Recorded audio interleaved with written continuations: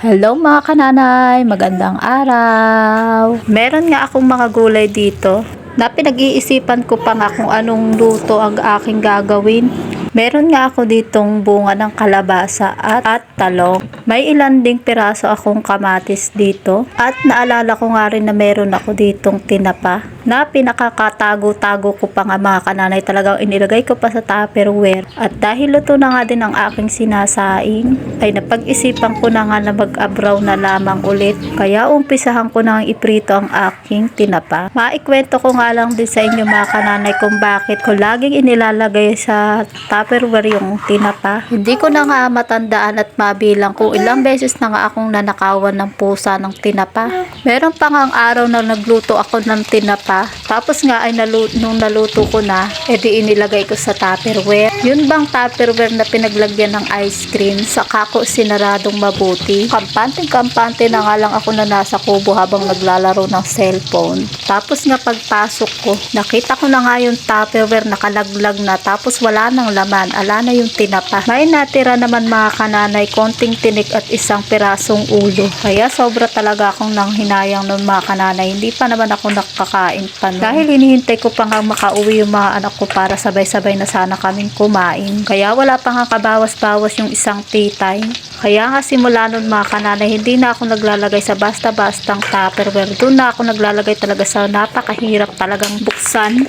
Kaya ngayon mga kananay, alam nyo na ang aking hinanakit at history sa pusa, Eme. At bago pa nga ako umiyak dito mga kananay, ito at nabalatan ko na nga at nahiwa yung kalabasa at talong. Nanguha na nga rin ako ng dahon ng malunggay. Napakasarap nga ding ihalo niyan sa inabraw mga kananay. Lalo pa nga at may tinapa. Naalala ko nga mga kananay habang kumukuha ako ng dahon ng malunggay, nakita ako ng uncle ko. Ang sabi niya sa akin ay hindi daw masarap yan. Ang sabi ko din namang biro, bakit nga hindi sasarap kung ihahalo mo naman sa tinolang native na manok ng kapitbahay? At napatawa na nga lang din kami. Yun naman ay biro-biroan lang mga kananay, kaya wag niyong seseryosohin. At bago pa nga tayo mapapunta sa kung saang usapan, ito at luto na nga yung ating tinapa. Kaya hinango ko na at inilagay muna sa plato. 2 piraso lang din naman ang aking ihahalo. Kaya yung dalawa ay ibabalik ko ulit sa aking mahiwagang Tupperware. Naglagay na nga ako ng tubig sa isang kaserola. At pagkatapos ay aking isinalang. Katulad nga ng dati ay hintay lang nating kumulo yan. Pinutol-putol ko na nga rin yung 2 pirasong tinapa. At saka ko naman inilagay sa ating pinakukulong tubig. At muli lang natin ulit tatakpan at hihintayin kumulo.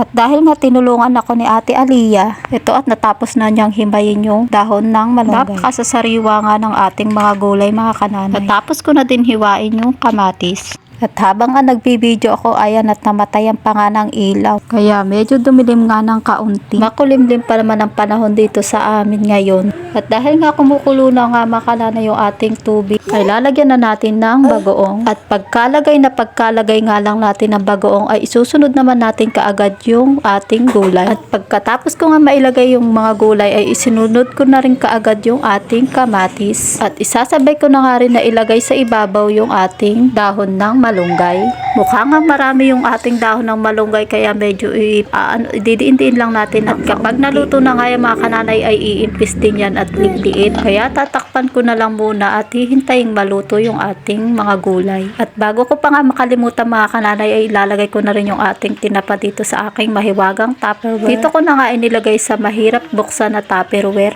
para safe na safe yung aking tinapa. Madali nga lang ding iluto mga kananay yung ating mga nilulutong mga gulay. Kaya mga ilang minuto lang ay ito at luto na nga yung ating mga gulay. At muntikan ko pa nga makalimutan mga kananay, maglalagay nga din pala tayo dyan ng bechin. At pagkatapos ay tatakpan ko lang ulit para naman malusaw at kumapit sa sabaw yung ating inilagay. Ilang saglit lang nga din natin yung pakukuluan mga kananay. At pagkatapos nga ng ilang saglit ay po pwede na nating haguin. Ay tignan nyo nga naman mga kananay kung gaano kasarap yung ating niluto. Amoy at tingin pa lang talaga namang masarap na. At ano pa nga, pag tinikman na, sigurado na naman nga busog-lusog na naman nga ako nito. At para naman hindi masayang yung dingas ng kahoy at dingas ng kalan, nagsalang na din ako ng tubig ng kambal at para sa aking pangkape. Ito rin ang aking ginagamit sa dede ng kambal. Kaya nga lagi akong nagpapakulo. At ito na nga mga kananay, charan! Ang ating sinabawang gulay. At dahil dyan, titikman na nga natin. Kaya kaagad nga akong naglagay sa aking mangkok. Dinadamihan ko talaga palagi ang pagkain ng malunggay para naman sa aking pagpapagatas. Siyempre, isa rin nakakapagpadagdag ng gatas ang sabaw. Kaya palaging may sabaw ang aming inuulam. Tamang-tama nga din ang mainit na sabaw sa malamig na panahon. At dahil nga masarap ito kapag mainit pa, ito at kumuha na nga ako agad ng lamig na kanin. Kain po tayo mga kananay. Thank you Lord sa mga pagpapala. Magka-partner talaga ang lamig na kanin at mainit na sabaw. Kaya napakasarap naman nga talaga ng aking kain. Idagdag pa nga na napakasarap ng ating pagkakaluto ng ating mga gulay. At lalo pa nga at masarap at sariwa ang ating gulay. At hanggang dito na lang po muna ang aking video mga kananay. At para po sa iba pang mga video at sa mga ganitong klase ng video, ay huwag niyong kakalimutang mag-like and subscribe. At i-follow nyo na rin ako sa aking Facebook page na Buhay Nanay. Yun lang mga kananay. Maraming salamat sa panonood. At nawa ay pagpalain tayo ng ating Panginoon. At kung nagustuhan nyo nga ang aking niluto ngayon ay mag-comment lang kayo sa baba. At i-comment nyo na nga rin mga kananay kung saan kayo ngayon naroroon. Yun lang mga kananay. At idedire-diretso ko nga lang tong aking pagkain mga kananay habang yung aking kambal naglalaro. At pakakasulitin ko na nga kumain habang nalilibang pa sila. At siguradong mamaya-maya lang ay pagngangak-ngaka na naman yung mga yan.